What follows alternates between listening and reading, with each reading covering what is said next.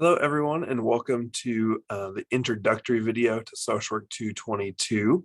This video is meant to give you a little bit of a walkthrough through the syllabus, as well as through the Blackboard site. This class is entirely online, and so I know that can be a little bit daunting to navigate, and so I wanted to create a video for you to be able to refer back to and just kind of hear from me some general expectations of the class so that you're not having to entirely interpret it just off of what you're reading from the class itself. So hopefully you watched my other video where I kind of give a little introduction to myself, and there'll be other videos throughout this class as well. But this video is really meant to just kind of ground you to the experience of this class.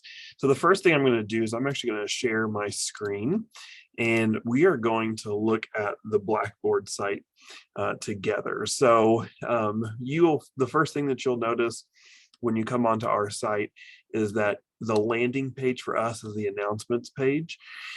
So when I create an announcement, you will see them all archived down here, but I will also send them all via email to you as well. So you should get an email notification, and then should you need to refer back to them, then they are kind of parked over here in the announcements. As we are approaching the class, and maybe you've already discovered this a little bit since you found this video, but the best way to navigate this class, generally speaking, is going to be just to start here at the top and work your way down from top to bottom. So we're going to explore some of these different tabs, and within the tabs, I'm going to talk about some of the content contained within. So right now, I'm just going to start here, which is kind of the introductory. Here's what is grounding us to the class. So there's my first introductory video, a little bit of information about myself. And then here is a link to our syllabus and the course calendar. And then we have a link here to set up your USI email to your phone. It's not something that you have to do, but like I said, a lot of my communications, as well as communication from really across the universities, going to your USI email. So I would recommend jumping on that notification if that's something you're interested in, so that you get those little pop-ups on your phone as well. And then this is going to link you straight to week 1 content, but there's other ways to get there as well. So we're going to spend a little bit of time talking about the syllabus and the course calendar, and then I'm going to circle back around and talk about some of these other things at the end of the video. So the first thing we're going to look at is the syllabus itself.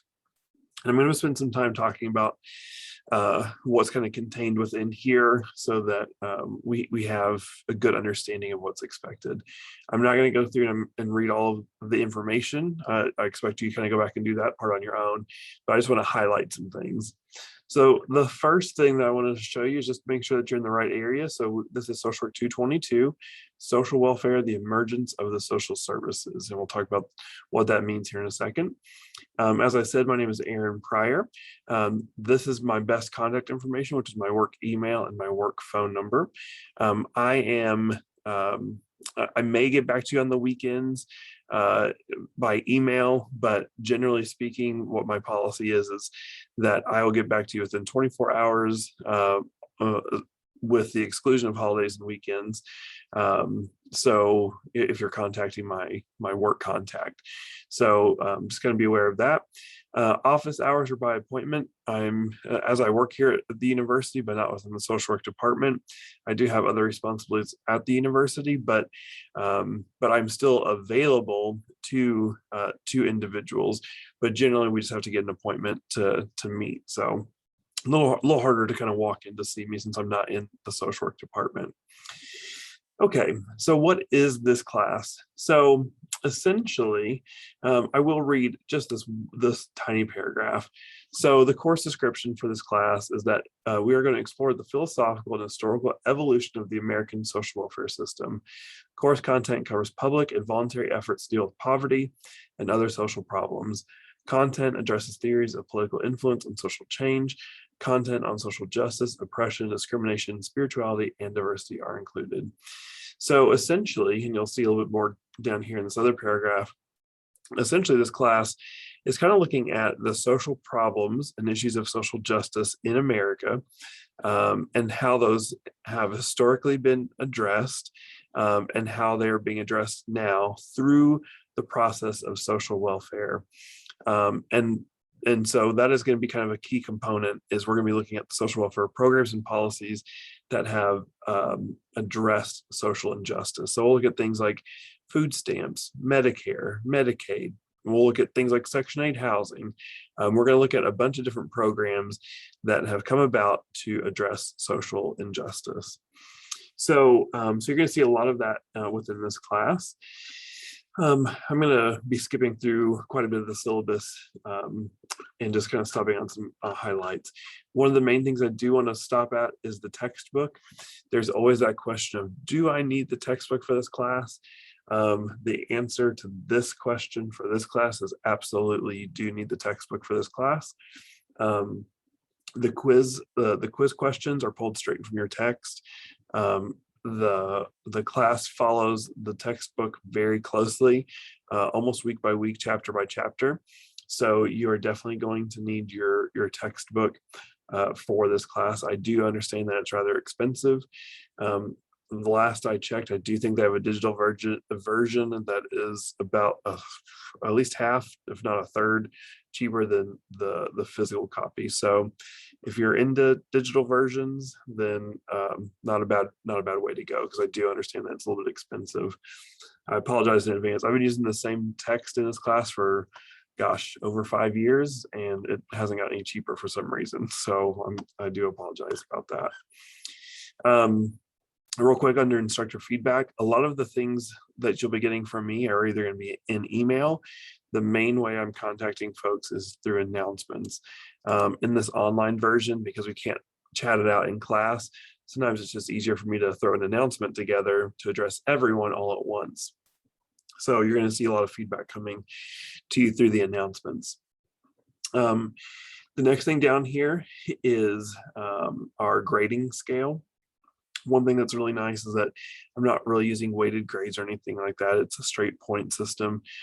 So at any point in time during this class, if you want to know where you're at, it's just a matter of subtracting kind of what points you've lost, seeing how many points there are left within the class, and then doing the math from there to see how many more points you need to get to the desired point level. So, and I will talk about these specific assignments here in just a second. But overall, there's 500 total points in the class between quizzes, the big timeline assignment, discussion boards, final, and kind of a general professionalism grade. So what does that mean? So let me talk about professionalism first. So professionalism is really kind of almost built in as a give me point system for you guys. As long as you're doing what you're supposed to do and you're respecting one another, especially in the discussion boards, and if you're reaching out to me in a professional manner and tone, then you're going to be getting these points. You'll see though that in the red, that one thing that I will take points away for is if you don't fully engage in discussion boards beyond the points that are already allocated to discussion boards. I will also reduce points in professionalism, because it helps drive home the fact that if you have a given timeline and an expectation, that you should really be doing your best to follow up with that and respond to your peers. If we were in the workforce and your classmate was your coworker, you would expect that if you were working on something together, you'd want timely responses. So if you don't fully engage in a discussion board, you'll additionally lose some professionalism points as well. There is going to be a series of quizzes. The quizzes will be pulled from your text. Like I said, they're really brief, and they're meant to just kind of help make sure that you're highlighting some of the key takeaways from each chapter. There is a big assignment called our timeline assignment, part 1 and 2. I'm not going to dive into that in this video because I do a whole separate video for it, so that we are all kind of on the same page there, because the timeline can get a little bit confusing for folks. And then we also have weekly discussion boards. So you will need to put an original post out, and then you will also need to respond to a minimum of 2 peers. So you'll get 4 points for original post, and then 2 points for each peer that you respond to, up to the 8 points. couple things. Generally, the discussion boards are post first format, so you can't go in and look at what other individuals have posted before you create your own original post. I'm not grading based off of accuracy on the discussion boards. I'm grading on participation, thoughtfulness, and your responses. So it's kind of up to you to kind of form your own opinion and to interpret the question in your own lens, and then to synthesize that and put that out into the world. And then you'll be responding to your peers as well. And then you'll see here in this black and yellow that your original discussion post should be posted by Thursday by 11:59 p.m.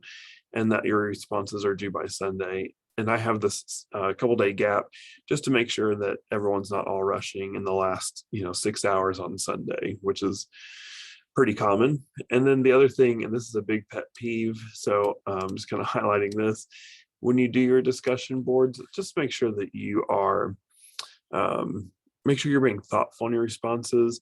Make sure that you're responding to something that your peer has actually written, and avoid the things that I've highlighted to where you're just saying, "Oh, wow, that's great job. Never thought about that way." Now, if that is a sentence in in the response to your peers, then that's okay. But if you're like, "Oh my gosh, I never thought about that way," say why you never thought about it that way, and like kind of dive into the reflection. Because what's really frustrating is that I haven't read any of your discussion board posts yet, obviously, because the class hasn't started. And if this was my intention, I could go through and I could make this response on every single person without ever reading a single thing, and it sound like maybe I kind of read it. So this is just too generic. Make sure that you're going to quickly see the kind of effort you have to put forth into your discussion board. So let's recognize the effort that your peers are putting into by responding to them in the way that you'd want responded to. And then finally, we do have a final in the class, and I will dive into that as we get near the end, but it is comprehensive, and it's generally kind of pulled from questions from your quizzes throughout the semester. So you want to kind of keep track of some of those questions and figure out if you got some wrong, why did you get those wrong? Because you're going to see kind of the big ones pop up again, and that's going to be in lieu of your last quiz. All assignments are always due Sunday by 11:59 p.m. So your module starts on Monday, 12:01 a.m. and then all assignments are due Sunday that same week by 11:59 p.m. with a very few exceptions. I'll talk about those at the course calendar. There is a bonus opportunity. I'm just going to leave it at that and let you dive in here to figure out what the bonus opportunity is, but just know that it exists. So if you're interested, then it is there for you to check out. The only thing I'm going to really say about our policies is that if you you're going to be late on something, just please reach out to me and kind of let me know, because the communication with me is your best course of action. I tend to be pretty flexible with folks if there's a legitimate reason that things are popping up late, but I can't help if I don't know about it. So just kind of make sure that you're reaching out. Okay, I'm going to skip down past the rest of the policies and go to the course calendar. So on the course calendar, it's pretty clean and pretty laid out and pretty predictable. So hopefully this is beneficial to you. I know in an online class, the last thing you want is for stuff to be everywhere and for you not to know what to do. So it's a pretty predictable pattern. So week 1, we have chapter 1. This is going to be where you're going to be reading in your book. You're going to do quiz 1, and then you're going to do your discussion board 1, and it's going to be due on 8/29. So and then the next week, you're going to be doing the same thing, chapter 2, quiz 2, discussion board 2. A couple things to kind of watch for on the course calendar is that timeline part 1 will be due on the 19th. So that's at the end of week 4. So you do want to start looking at what this entails, like week 1 and week 2, so that you have time to get it done before the end of week 4. You're going to see and hear a couple of times when we have no class. And so these are kind of built-in breathers.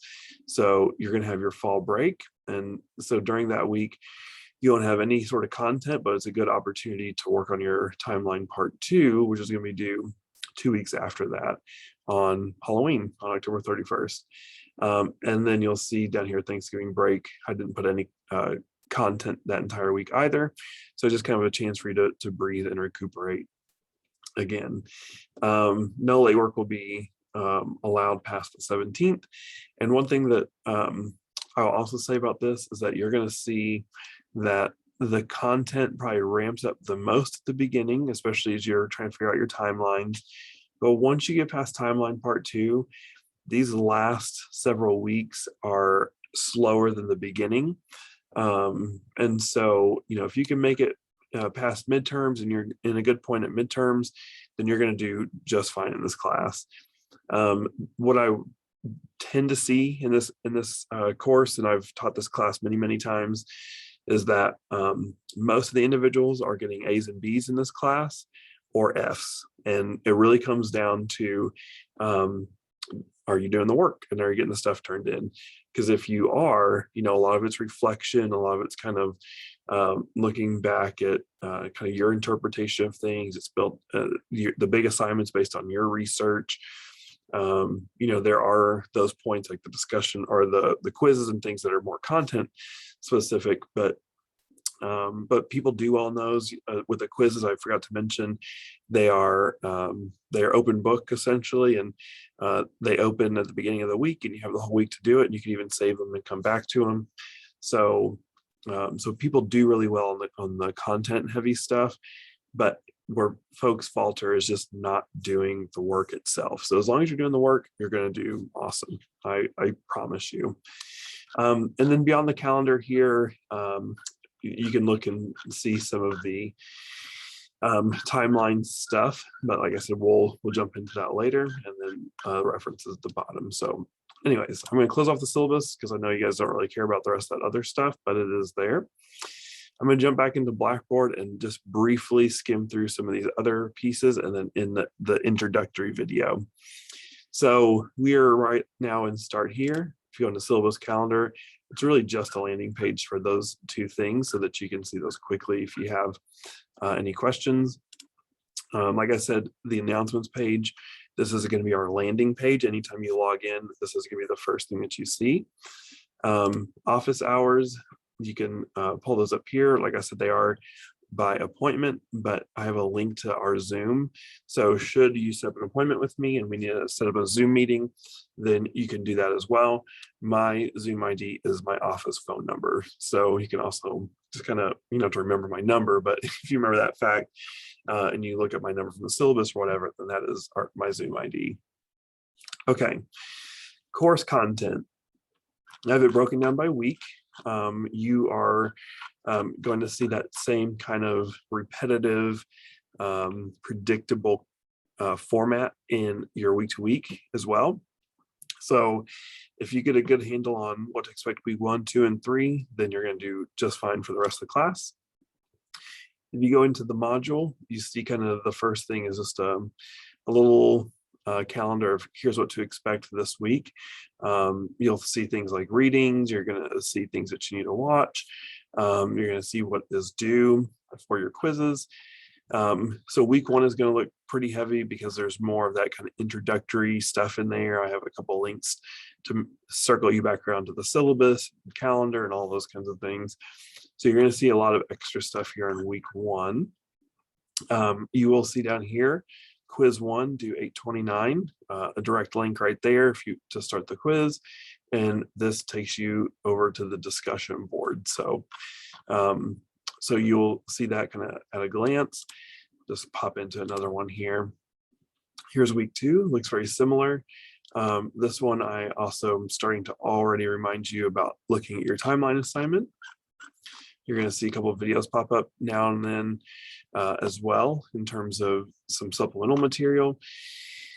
A couple of things I'm going to say about the content as well is that one, I have a PowerPoint built into every week. The PowerPoint is built off of the book. And so what I recommend is going in and looking at the PowerPoint before you do any of your reading, because it gives you kind of keywords and subheaders of things to look for when you are in your text, so that you, let's say you run across something in your PowerPoint that's talking about the Great Depression. Well, then you go to your reading and you run across the Great Depression and your brain says, I need to focus on this. So I usually look at the PowerPoint first and then read, and then you become ready to answer the discussion board and do your quiz. I do have videos posted every week as well that kind of goes over some of the key talking points of that week. So you'll watch those as well. And then again, here's quiz 2, discussion board 2, a link to begin your timeline assignment. So again, you're just going to see that over and over and over again. Very similar format from week to week. So very predictable. You get a handle on the first couple of weeks and you're going to be good to go. Last couple things on here, discussion board, quick access. So I have everything linked through the other units too, but if you just need to jump to the discussion boards, you can do that. No harm, no foul if you're going straight there. Here are the links to the timeline part 1 and part 2. I'm going to be doing updated videos on these in the near future, because I've changed the format of what the timeline assignment entails. So I will be going over that. If you go down here into tools, you could check your grades. You'll also be able to see a calendar. Mine does not look quite right because from a faculty perspective, it looks different. But if you click on calendar, you will see all of the due dates for the classes, at least for myself. If your other faculty have put in due dates, then you actually see all of your classes kind of brought in to that and show your due dates. So that could be helpful. It just kind of depends on how much your other instructors use that. If you need to send an email, you could do that here in tools. And then under resources, we have things about COVID information. We have some student services here at USI, Blackboard tools, social work department information. And then one thing that's kind of hidden here is this book introduction. So I know that sometimes it takes a little bit of time to get a hold of your book. So I have the first 3 chapters already posted for you on Blackboard in PDF. So, and I will not post any more than that, but this will help get you started if you're waiting for an ordered text to come through. You know, it's not as easy as reading an actual book, obviously, and it's not the digital version, but hopefully it is a workaround should you need it. So that is all I have for the introductory video, kind of guiding you through the syllabus and the how to navigate the Blackboard site. If you have any questions about this, I'm more than happy to help answer them for you. As I said, we could do a call or an email, or we can get on Zoom and pull up stuff together and I could talk through it. I've been teaching this class for a long time, and you're not going to say or do anything that's going to surprise me. So, I just prefer open communication if you're running across issues. I'm going to try to wrap it up here. I know this video is kind of long, but it's meant to be a reference for you to go back to as needed. So watch for the timeline assignment video. It's going to dive into what to expect for that large project. And I'll have it kind of broken down into 2 parts as well. So it'll be kind of one video that I have split that you can go back to. So that is all I have. If you have questions, please reach out to me. It is, as always, it is a pleasure to work with you folks. I'm really looking forward to those discussion boards and seeing your timeline assignments and just seeing everything that you guys are capable of and being a part of your learning journey. So with that, I will end this video and I will talk to you and see you guys soon. Thanks.